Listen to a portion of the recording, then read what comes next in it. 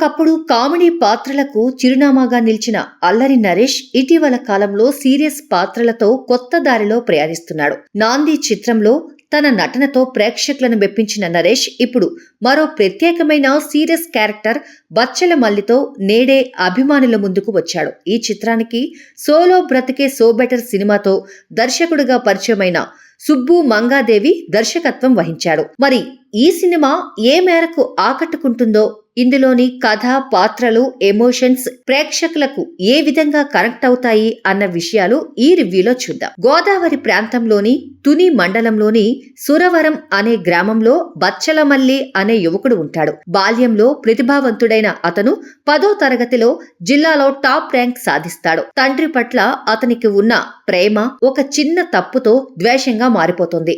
ఈ కోపంతో బచ్చలమల్లి చదువు మీద ఆసక్తి కోల్పోయి చెడు వ్యసనాలకు బానిసవుతాడు. తండ్రి చాలా ప్రయత్నించినా మల్లిలో మార్పు రాదు. ఈ క్రమంలో కావేరి పరిచయం మల్లిలో కొత్త ఆశలు రేకెత్తిస్తుంది. తన తప్పులను సరిదిద్దుకునే ప్రయత్నం చేసిన మల్లి కొత్త సమస్యలతో మళ్లీ నెగిటివ్ వైపు వెళ్తాడు. ఇంతకీ అతడి జీవితం ఎలాంటి మలుపులు తిరిగింది? తండ్రితో గొడవ ఎలా పరిష్కారమైంది? కావేరితో పెళ్లి జరిగిందా?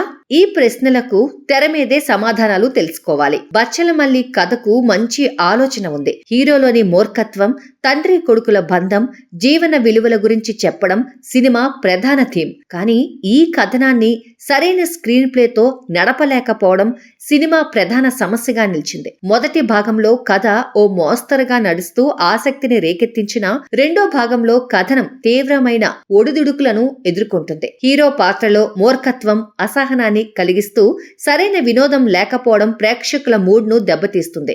కథకు అవసరమైన డ్రామా, ఆసక్తికర సంఘటనలు సరిగ్గా మిళితం కాకపోవడం కథనానికి మైనస్ పాయింట్. హీరో విలన్ మధ్య కనిపించే వైరం ఆకర్షణీయంగా లేకపోవడం, ప్రేమ కథ కూడా బలహీనంగా ఉండటం కథకు నష్టం కలిగించింది. అంతేకాక అసహజ సన్నివేశాలు ఎక్కువగా ఉండడం ప్రేక్షకులను విసిగిస్తుంది. అయితే ప్రీ క్లైమాక్స్ లో మళ్లీ పుంజుకున్న సినిమా చివర్లో పర్వాలేదు అనిపిస్తుంది. ఇక నటీనటుల విషయానికి వస్తే అల్లరి నరేష్ బచ్చలమల్లి పాత్రలో అద్భుతంగా నటించాడు. సీరియస్ రోల్స్ లోనూ తనలోని నటనా సామర్థ్యాన్ని మరోసారి నిరూపించాడు. రావు రమేష్ తండ్రి పాత్రలో ఆకట్టుకున్నాడు.